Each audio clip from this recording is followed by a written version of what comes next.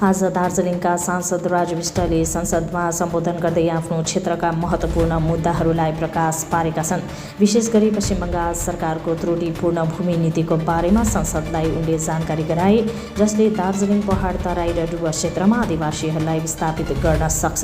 उनले पश्चिम बङ्गाल सरकारले जारी गरेको ग्याजेट अधिसूचनामा हाउसको ध्यान आकर्षण गराएका छन्, जसले चिया बगानको 30% जग्गा गैर चिया उद्देश्यका लागि डाइभर्जन स्वीकृत गरेको छ। यो नीतिले पश्चिम बङ्गाल भूमि सुधार अधिनियम 1955, चिया अधिनियम 1953 र पश्चिम बङ्गाल सम्पदा अधिग्रहण ऐन 1953 लगायत धेरै राज्य र केन्द्रीय कानुनहरूको स्पष्ट रूपमा उल्लङ्घन गर्दछ।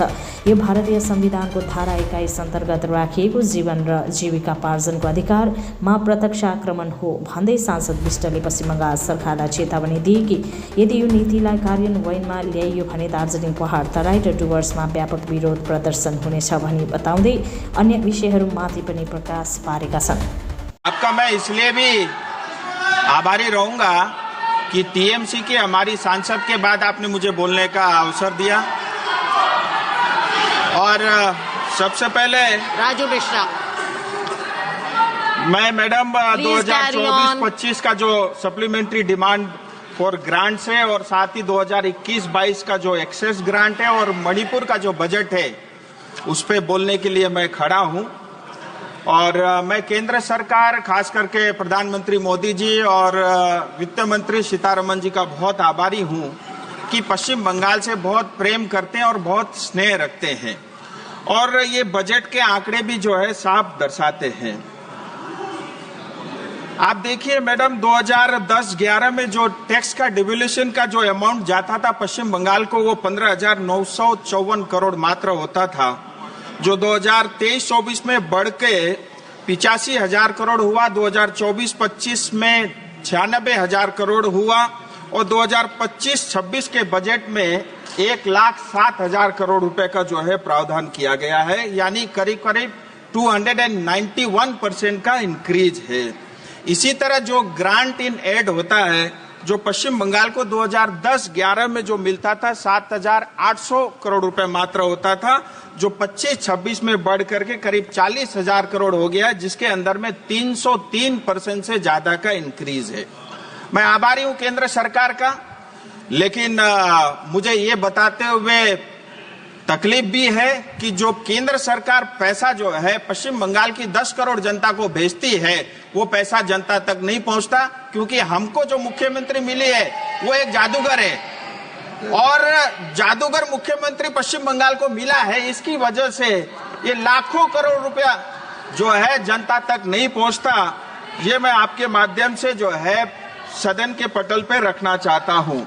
और ये हमारे जो जादूगर मुख्यमंत्री है, कहाँ हमारे पैसे जो है दबाए जाते, खाए जाते, वो मैं आपको बताना चाहूंगा। मैडम, ये लोग श्रमिक यानी गरीब टी गार्डन वर्करों का जमीन खा गए। टी गार्डन में काम करने वाले 5 लाख से ज्यादा आदिवासियों के बोनस का पैसा भी ये खा गए। सिंकोना बगान जो अंग्रेज ने जो है प्लांटेशन के लिए लगाया था, जहां मेडिसिन बनते थे, वो पूरा तरह जो है टीएमसी सरकार खा गई। ये लोग चिट फंड का घोटाला और उसका पैसा भी खाते हैं, टीचर्स अपॉइंटमेंट और रिक्रूटमेंट का पैसा भी खा जाते हैं, नदी बालू खा गए और हमारे जंगल भी ये लोग खा गए। इतना ही नहीं, प्रधानमंत्री ग्राम सड़क योजना, प्रधानमंत्री Awas Yojana, rural infrastructure development fund, जल जीवन मिशन का पानी ये लोग पी गए, बॉर्डर एरिया डेवलपमेंट फंड का पैसा ये लोग खा गए। और इतना ही नहीं, मनरेगा का पैसा जो पश्चिम बंगाल की जनता को भेजा था, इन्होंने बांग्लादेशियों को दे दिया। इन्होंने राशन का घोटाला किया। इन्होंने डिजास्टर का जो सालाना केंद्र सरकार का 1200 करोड़ का बजट रहता है, वो पैसा भी ये लोग खा गए। इतना ही नहीं, कोयले में भी ये चोरी करते और पहले कोयला का पैसा भी खा जाते हैं। ये इतना जादूगर वाला ये सरकार पश्चिम बंगाल का है। मैडम, मैं आपके माध्यम से एक बहुत इंपॉर्टेंट विषय सामने रखना चाहूंगा। अभी पश्चिम बंगाल असेंबली में जो है वहां पे बजट पास हुआ और 3 लाख करोड़ से ज्यादा का बजट वहां पे रखा गया।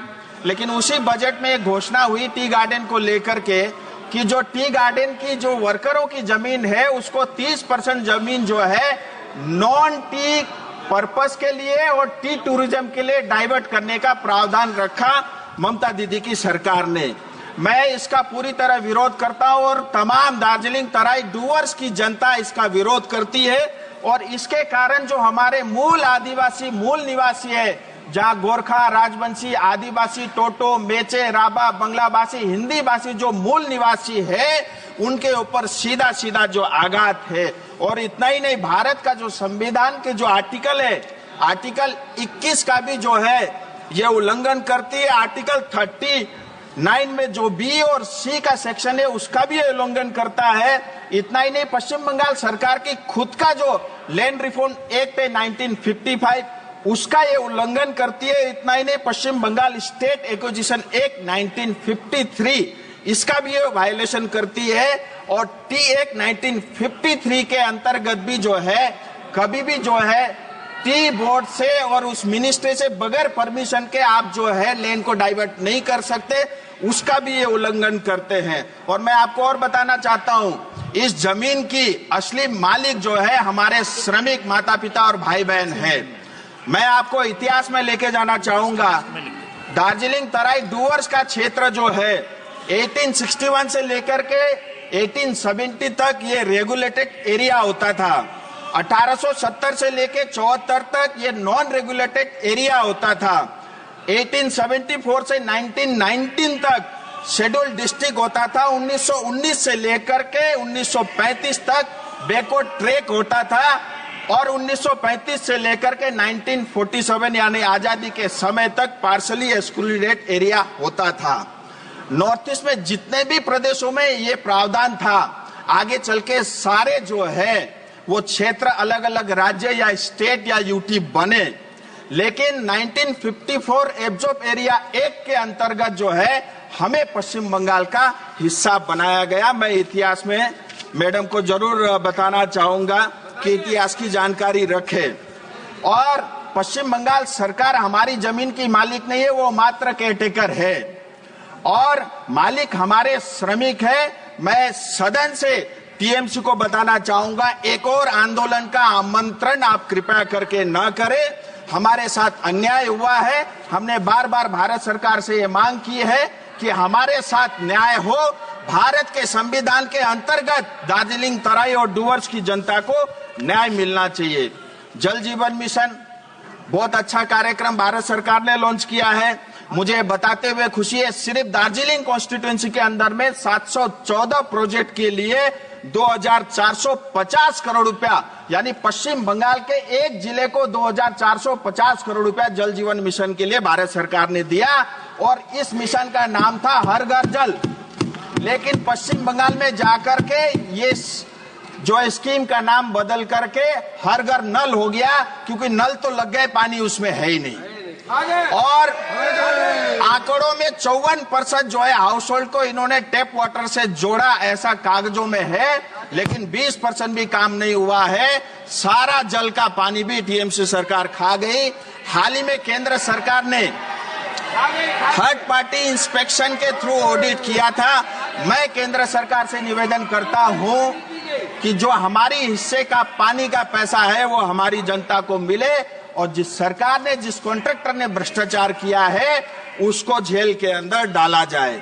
अमृत 2 यानी अमृत 1 के बाद अमृत 2 स्कीम के अंतर्गत जो शहरी क्षेत्र है या म्युनिसिपैलिटी एरिया है, दार्जिलिंग, कालिम्पोंग, करसंग, मिरिक और सिलीगुड़ी म्युनिसिपैलिटी और कॉरपोरेशन को जो है भारत सरकार की तरफ से 2000 करोड़ रुपए से ज्यादा का पैसा मिला। और अभी इसमें टेंडर हुआ नहीं है, प्रक्रिया में है। लेकिन ये मुझे बताते हुए बहुत कष्ट है कि टेंडर होने से पहले ही 10% कमीशन में टीएमसी सरकार ये टेंडर बेच चुकी है। फिर मैं आता हूं, डिजास्टर का पैसा जो है हर साल 1200 करोड़ रुपए केंद्र सरकार देती है पश्चिम बंगाल को। हम सब जानते हैं अक्टूबर 2023 के अंदर में जो सिक्किम में बाढ़ आया था, उसके कारण कालिम्पोंग, दार्जिलिंग की करीब 500 लोगों के हमारे भी घर बहे हैं। लेकिन इतने साल होने के बावजूद भी सालाना 1200 करोड़ रुपए डिजास्टर को मिलता है, डिजास्टर बजट के अंतर्गत पश्चिम बंगाल सरकार को मिलता है, लेकिन आज तक हमारी जनता को कुछ नहीं मिला। इसी तरह मैं रेलवे मंत्री का भी बहुत आभारी हूं। रेलवे के अलग अलग करीब 45 प्रोजेक्ट के लिए पूरे पश्चिम बंगाल को 4660 किलोमीटर के लिए 64,000 से ज्यादा का जो है बजट में आवंटन किया है और 101 से ज्यादा अमृत स्टेशन बन रहे हैं। 2014 से लेकर के अभी तक जो है 450 से ज्यादा फ्लाईओवर और आरओबी पश्चिम बंगाल में बने हैं। बागडोगरा एयरपोर्ट के लिए मोदी सरकार ने हमें 1600 करोड़ रुपए दिया और जिसका काम भी ऑलरेडी चालू हो चुका है। और इसी तरह जो है हाईवे और रोड्स जो पश्चिम बंगाल में आज से पहले हमने कभी नहीं देखा, 2014 के बाद वो हम सबको देखने